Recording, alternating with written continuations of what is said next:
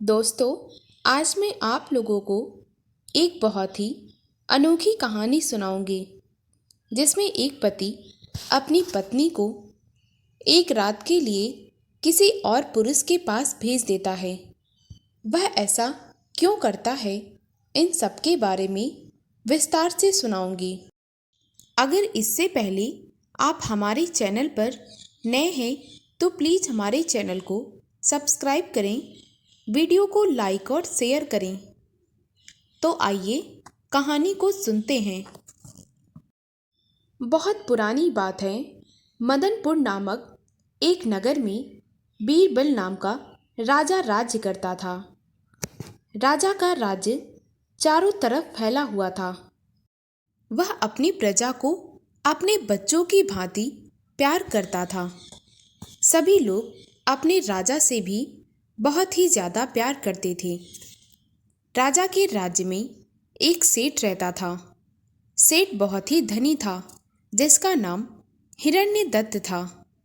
हिरण्यदत्त की एक बेटी थी, जिसका नाम उसने मदन सेना रखा था। मदन सेना बहुत ही ज़्यादा सुंदर थी। उसके रूप और सौंदर्य की चर्चा दूर दूर तक फैली हुई थी। वह हिरण्यदत्त की इकलौती बेटी थी। हिरण्यदत्त को इसके अलावा ना कोई बेटा था और ना ही बेटी। वह अपनी बेटी से बहुत ही अधिक प्यार करता था। वह हमेशा कहता कि मैं अपनी बेटी के लिए एक राजकुमार की तलाश करूँगा। मैं अपनी बेटी को जरा सा भी दुख नहीं होने दूंगा। एक दिन मदन सेना बसंत ऋतु में अपनी सहेलियों के साथ घूमने फिरने के लिए बागों में चली गई। वह अपनी सहेलियों के साथ वहाँ पर बहुत मज़े से बातें कर रही थी। तभी अचानक से उसी नगर के जमींदार का बेटा वहाँ पर आ गया। उसका नाम सोमदत्त था। वह अपने मित्र के साथ बाग में भ्रमण करने के लिए आया था।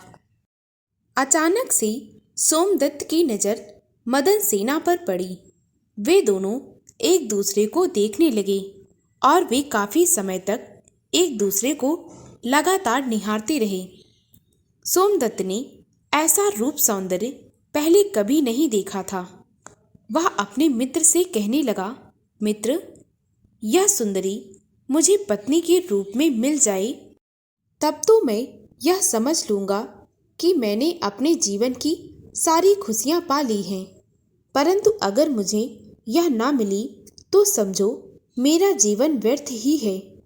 मैं उसके विराग में घुट घुट कर मर जाऊँगा। उसके बिना मेरा पल भर भी जीना अब मुश्किल होगा। सोमदत्त के मुख से ऐसी बातें सुनकर उसका मित्र कहने लगा, मित्र, देर किस बात की है? उस लड़की के पास जाओ और उससे उसके बारे में सब कुछ पूछो। उसका नाम क्या है, वह कहाँ रहती है, और भी सारी बातें जो तुम्हारे मन में हो उससे अभी ही कर लेना। उसके सामने निवेदन भी करना। अगर वह नहीं मानती है तो फिर और भी रास्ता अपनाया जा सकता है। लेकिन उचित यही होगा कि तुम उससे जाकर बात करो। हो सकता है वह तुम्हारी बात मान जाए। सोमदत्त ने बिल्कुल वैसा ही किया जैसा कि उसके मित्र ने उससे करने के लिए कहा था। वह मदन सेना के पास गया और थोड़ा साहस बटोरकर उससे बात करना शुरू किया। वह कहने लगा, तुम्हें ऐसा नहीं लगता कि हम दोनों ने एक दूसरे को आज से भी पहले कहीं देखा है? मदन सेना ने सोमदत्त से कहा, हो सकता है तुमने पहले भी मुझे इसी बाग में देखा हो, परंतु मैंने तुम्हें कभी नहीं देखा। सोमदत्त ने मदन सेना की सुंदर आंखों में झांकते हुए पूछा, क्या तुम मुझे अपने बारे में बताओगी कि तुम कहाँ रहती हो और तुम्हारा नाम क्या है? तुम्हारे पिताजी का नाम क्या है और वह क्या करते हैं? मदन सेना थोड़ा सा घबराते हुए कहने लगी, जी, इस नाचिज को तुम मदन सेना के नाम से पुकार सकते हो। मेरे पिता का नाम हिरण्यदत्त है। वे यहाँ के जाने माने सेठ हैं। कुछ देर तक वे दोनों चुप रहे। फिर मदन सेना सोमदत्त से कहने लगी, क्या मैं यह जानने की गुस्ताखी कर सकती हूँ कि मैंने अभी अभी जिस महानुभाव को अपने बारे में सब कुछ बताया है, उन्हें मैं किस नाम से सम्मानित कर सकती हूँ? सोमदत्त कहने लगा, जी जी, आप मुझे सोमदत्त के नाम से पुकार सकती हो। फिर उसने अपने दिल की बात मदन सेना के सामने रखते हुए निवेदन करने लगा और कहा, मैं तुमसे विवाह करना चाहता हूँ। क्या तुम मुझसे विवाह करोगी? मदन सेना सोमदत्त की बात सुनकर थोड़ी सी हड़बड़ा गई और फिर उसने कहा, मैं एक गहरे धर्म संकट में पड़ गई हूँ। यदि तुम मुझे पहले मिले होते तो मैं तुमसे अवश्य विवाह कर लेती, क्योंकि मुझे पता है कि तुमसे अच्छा पति मुझे और कोई नहीं मिलता। लेकिन बहुत देर हो चुकी है। मेरी सगाई तय हो चुकी है। अगले 5 दिनों में मेरा विवाह होने वाला है। मदन सेना के मुख से ऐसी बातें सुनकर सोमदत्त के पैरों के तले से जमीन खिसक गई। ऐसा लग रहा था मानो उसके तोते उड़ गए हों। उसने सोमदत्त की कलाई थाम ली और बोला, मुझे देर नहीं हुई है। मैं तुम्हारा अपहरण करके ले जाऊंगा। तुम्हारे रूप सौंदर्य ने मुझे पागल कर दिया है। अब मैं तुम्हारे बिना एक पल भी नहीं रह सकता। मैं तुम्हें किसी और के साथ विवाह हरगिज नहीं करने दे सकता। सोमदत्त की बात सुनकर मदन सेना बहुत घबराई और फिर उसने सोमदत्त से कहा, देखो, ऐसा करने से मेरे पिता की इज्जत मिट्टी में मिल जाएगी।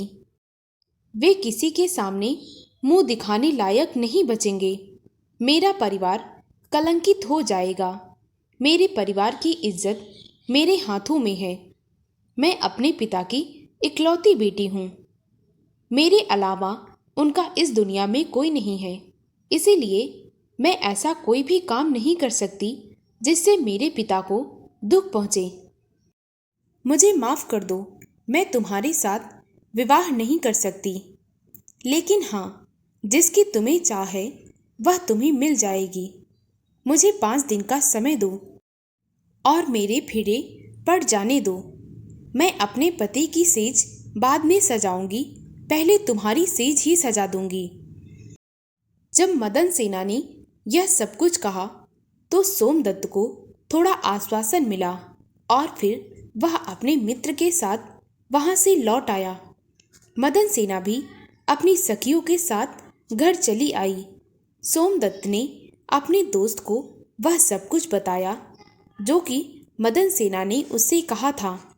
सोमदत्त का मित्र उससे कहने लगा, मित्र, पहले तो मदन सेना के आने की संभावना ही नहीं लगती और थोड़ी देर के लिए मान भी लो कि वह आ भी जाए तो किसी स्त्री के स्त्रीत्व को भंग करने का अपराध तुम्हारे सिर पर होगा और यह अपराध बहुत ही घिनौना अपराध है। इसके अलावा यदि किसी कारणवश तुम्हारी बात राजा तक पहुंच जाती है तो राजा तुम्हें सजाए मौत दे देगा। तुम क्यों एक स्त्री के पीछे अपनी जान के दुश्मन बने बैठे हो? मुझे तो यही उचित लगता है कि तुम्हें उसे भूल जाना चाहिए। तुम्हें मदन सेना का ख्याल अपने दिमाग से निकाल देना चाहिए। उसको भूल जाने में ही तुम्हारा और तुम्हारे परिवार का कल्याण है। क्या तुम्हारे पिता की कोई इज्जत नहीं? वह अपने पिता की इज्जत के लिए किसी और से विवाह करने के लिए तैयार है और तुम हो कि एक स्त्री के लिए अपना सब कुछ बर्बाद कर देना चाहते हो। अपने मित्र की बातें सुनकर सोमदत्त को सब समझ आने लगा था। उसने भी मदन सेना का ख्याल अपने दिमाग से निकाल दिया और अपने काम में लग गया। उधर 5वें दिन मदन सेना की शादी हो गई। जब वह विदाई करके अपने पति के घर गई और उसका पति सुहाग रात के उद्देश्य से उसके पास आया तो मदन सेना मुंह घुमाकर बैठ गई। जब पति ने उसके शरीर को स्पर्श करना चाहा तो वह कहने लगी, देखो जी, भगवान के लिए मुझे क्षमा कर दो, मेरे हाल पर तरस खाओ, मुझे अकेला छोड़ दो, मुझे हाथ मत लगाना, मैं किसी से वचनबद्ध हूँ। अपनी पत्नी की बातें सुनकर मदन सेना का पति थोड़ी देर के लिए एकदम चुप हो गया और फिर वह अपनी पत्नी से पूछने लगा कि तुमने क्या वचन दिया है। पति के पूछने पर मदन सेना ने सोमदत्त के बारे में सब कुछ बता दिया। मदन सेना का पति उसके रूप सौंदर्य में इतना पागल था कि वह अपनी पत्नी की बात मान गया और कहने लगा, यदि ऐसी बात है तो तुम पहले अपना वचन निभा आओ। मैं समझूंगा कि तुम मेरी शादी से पूर्व ही उससे मिली थी।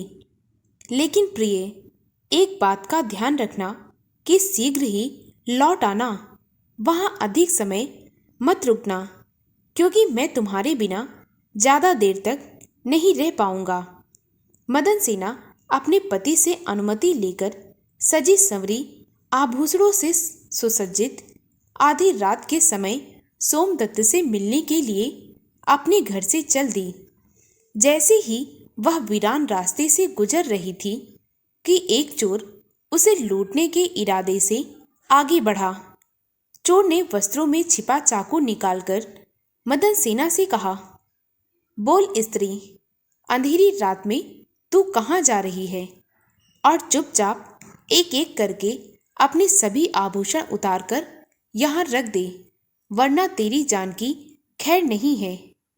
मदन सेना एकदम से घबरा गई और उसकी आंखों में आंसू आ गए। वह कहने लगी, मुझे हाथ मत लगाना, मैं किसी और की अमानत हूँ। मैं किसी के वचनों में बंधकर ही उससे मिलने जा रही हूँ। मैं तुमसे बिल्कुल सच्चा वादा करती हूँ कि मैं वापस लौटने के बाद एक एक जेवर तुम्हें दे दूंगी।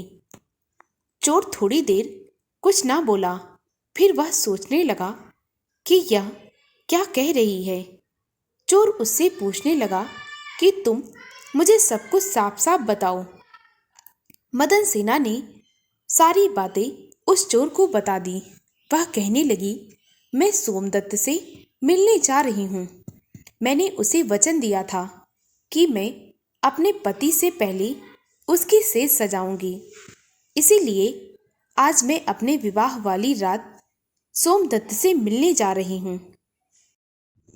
चोर ने सोचा कि जो वचन का पालन करने के लिए अपने पति की अनुमति लेकर अपना वादा पूरा करने के लिए किसी पराये पुरुष के पास जा रही है, मैं उसके वचन पर विश्वास कर सकता हूँ, इसीलिए मुझे इसकी बात मान लेनी चाहिए। वह कहने लगा, मुझे तुम पर भरोसा है, इसीलिए मैं यहाँ पर तुम्हारा इंतज़ार करता हूँ। वापस आने के बाद सारे जेवर मुझे दे देना। मदन सेना वहाँ से चल दी। फिर वह सोमदत्त के पास जा पहुँची। सोमदत्त अपने घर में बिल्कुल निश्चिंत होकर सो रहा था। जब मदन सेना ने उसे जगाया तो वह अपनी आंखें मलकर देखने लगा और कहने लगा, ए रूप सुंदरी, तुम कौन हो? क्या स्वर्ग से उतरकर आई कोई अप्सरा हो? मेरे पास आने का क्या कारण है? मदन सेना समझ गई कि सोमदत्त उसे नींद में पहचान ना रहा है। वह उससे कहने लगी, मैं मदन सेना हूँ। शायद आपको याद होगा कि हम आपको 5 दिन पहले एक बाग में मिले थे और मैंने आपको वचन दिया था, इसीलिए मैं अपने पति से आज्ञा लेकर तुम्हारे पास आ गई। मदन सेना की बातों को सुनकर सोमदत्त की आंखें फटी की फटी रह गई। उसकी नींद एकदम से उड़ गई। वह सोचने लगा, कहीं यह कोई चाल तो ना हो और वह रंगे हाथों पकड़ा जाए और राजा फिर उसे मृत्यु दंड दे दें। सोमदत्त ने मदन सेना को समझा दिया और फिर उसे वापस उसके पति के पास भेज दिया। सोमदत्त के इस बर्ताव से मदन सेना की खुशी का ठिकाना न रहा। वह सोमदत्त को धन्यवाद देकर वहां से अपने पति के घर के लिए निकल ली और मन ही मन बहुत ही ज्यादा प्रसन्न थी। जब वह रास्ते में वापस आ रही थी तो चोर उसका इंतजार कर रहा था। मदन सेना को तुरंत ही वापस आई देखकर चोर उससे कहने लगा, तुम इतनी जल्दी वापस कैसे आ गई? मदन सेना ने बड़ी ही खुशी के साथ चोर से कहा, सोमदत्त ने मेरा पतिव्रत धर्म नष्ट न करना उचित समझा और उसने मुझे सही सलामत वापस लौटा दिया। उसने मुझे स्पर्श तक नहीं किया, इसीलिए मैं खुशी खुशी अपने पति के पास जा रही हूँ। लेकिन मुझे आपका वचन याद है। अभी मैं अपने सारे गहने उतारकर तुम्हें दे देती हूँ। चोर उसके पति और प्रेमी के त्याग की बात सोचकर वह सोचने लगा कि वही क्यों पाप करे। उसने भी मदन सेना को बिना लूटे घसोटे उसके पति के पास जाने की अनुमति दे दी। मदन सेना अपने पति के पास जिस रूप से गई थी उसी रूप में वापस आ गई। मदन सेना को पाकर उसका पति बहुत खुश हुआ और मदन सेना ने उसे सारी सच्चाई बता दी। वे दोनों प्रेम पूर्वक एक दूसरे के साथ खुशी खुशी रहने लगे। इस कहानी में तो सबसे बड़ा त्याग उस चोर ने किया था। मदन सेना के पति ने पत्नी के प्रेम में आसक्त होकर उसके प्रेमी के पास वचन निभाने के लिए भेज दिया। इसे त्याग नहीं कहा जा सकता, यह मात्र डर था। प्रेमी ने उसे छुए बगैर ही वापस भेज दिया। वह भी त्याग नहीं था, बल्कि वह भी एक डर था। मदन सेना के पति को अपनी पत्नी को खो देने का डर और सोमदत्त को राजा के दंड का डर था। लेकिन चोर तो चोरी करने के लिए ही निकला था। उसने दोनों बार ही मदन सेना को लूटे बिना जाने दिया, इसीलिए उसी को त्याग कहेंगे।